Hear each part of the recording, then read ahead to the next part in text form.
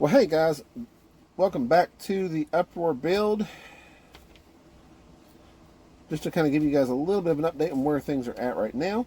Going to be continuing work here on the tail section, the elevator, and the horizontal stabilizer. I just got finished actually cutting these. They call them gussets, is what they call them. These are like little triangle pieces that fit along through here. On the stabilizer, and then there of course is some here on the elevator as well, more or less just to help support the structure and all that. So anyways, just got finished cutting some of those and going to be sanding them, getting them to shape, and gluing them in place. So here we go.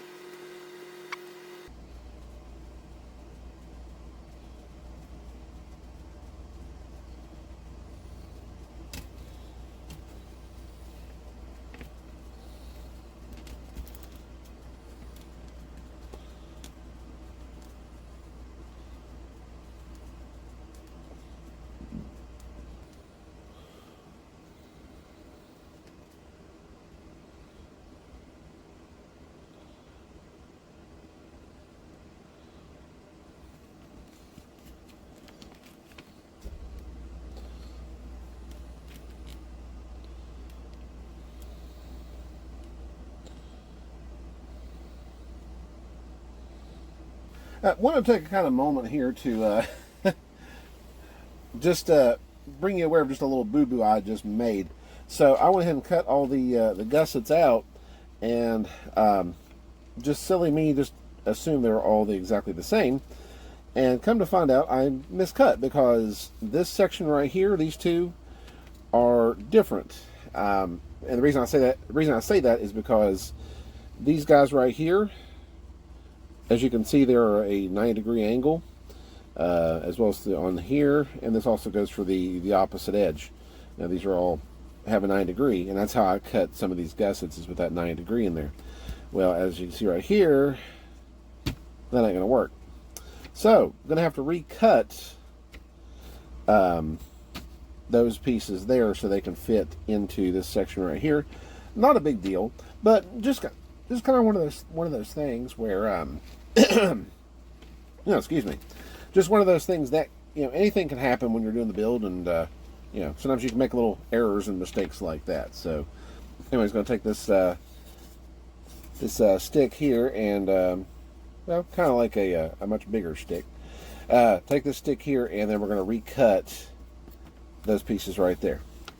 All right, I just wanted to kind of share a little technique here. I've got the at least this is what's working for me. So I got the first one of those gussets cut for the elevator here. This is what I've been doing as far as cutting these pieces, and like I said, this just works for me. Is I cut this one first. I created a paper template first of the actual shape and size. And then once I got the paper template cut, I put that, of course, over top of the balsa here, made my marks with my pencil, and then made my lines. And then what I do is, once I got my template, this is my main template here. Now I place that over top of this, draw my line, and there you go. And then what I've been doing is taking my razor blade, well, my Xacto knife in this case, and at least just kind of scoring it along that line there, just to kind of get the groove started.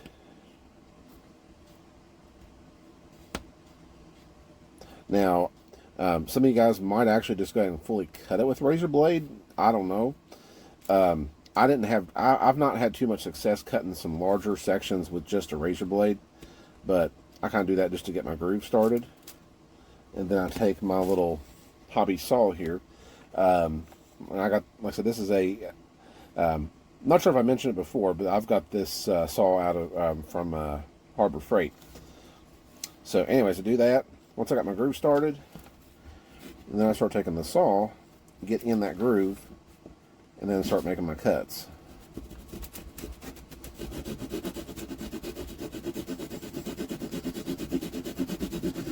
And you might have to go back and forth over that groove a little bit with the razor blade just to kind of get it started real good. And then I do my little saw to kind of take care of the rest of it.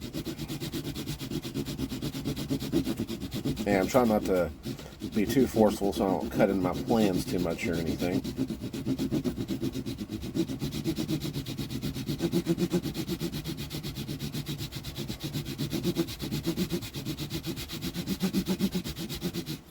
And then sometimes I'll lift it up just to kind of, and then hold it,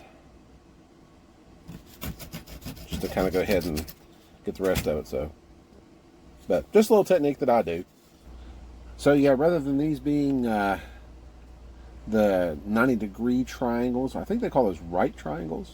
Kind of going back to my grade school days there. These triangles here for these pieces right here look like they're equal. So they call those, I believe, equilateral triangles. So little throwing some mathematics stuff here from going back many years for me, going back to grades. Well, it was probably middle school when I think we did some of that stuff, and geometry and things like that.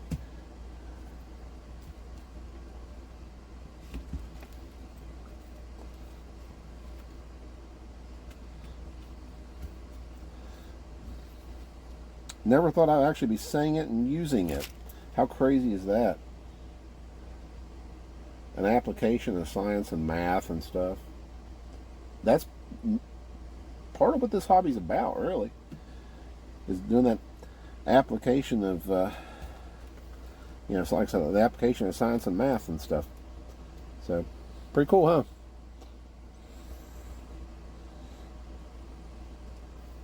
Oh, I'm sticking. There we go. Never fails at least one time.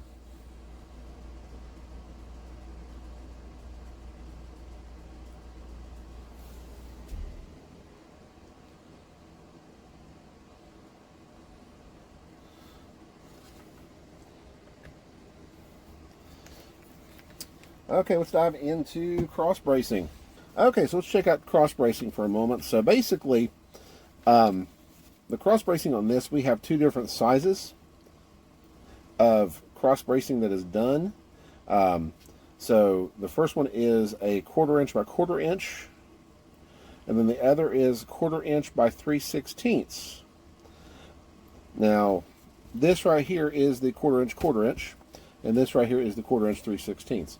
So, the way this works is the 1/4 inch goes vertically. So any bracing that's done vertically, those are the 1/4 inch pieces, the 1/4 inch by 1/4 inch. If it's the actual cross bracing, that is the 1/4 inch by 3/16. So, anyways, let me start cutting and preparing these, and we'll glue them in place.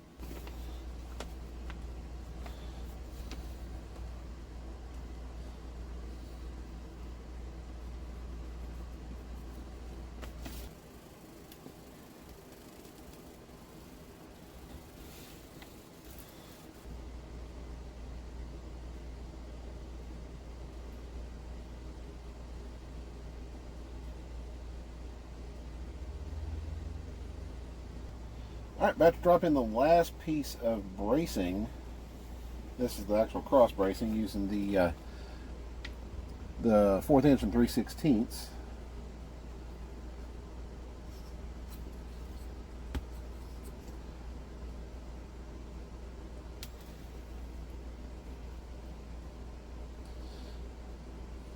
I had some cross bracings that came out better than others, but yeah, that's part of the game.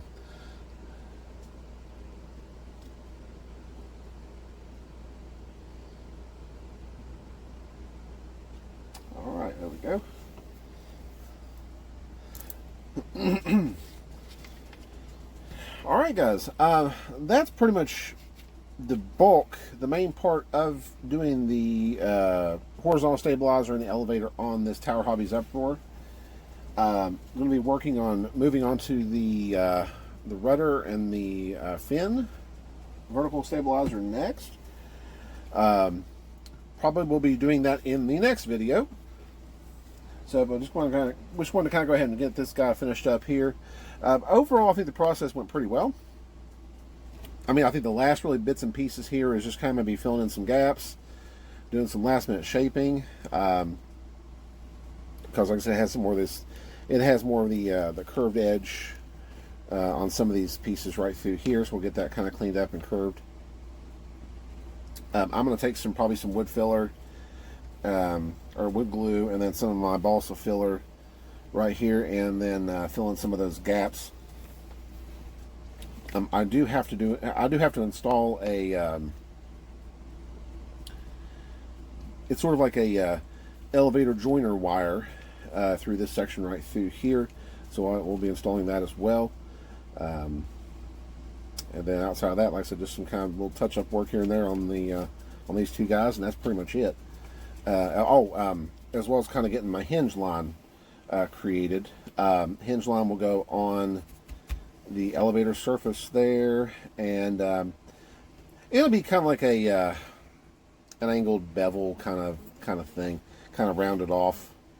So we'll be doing that as well.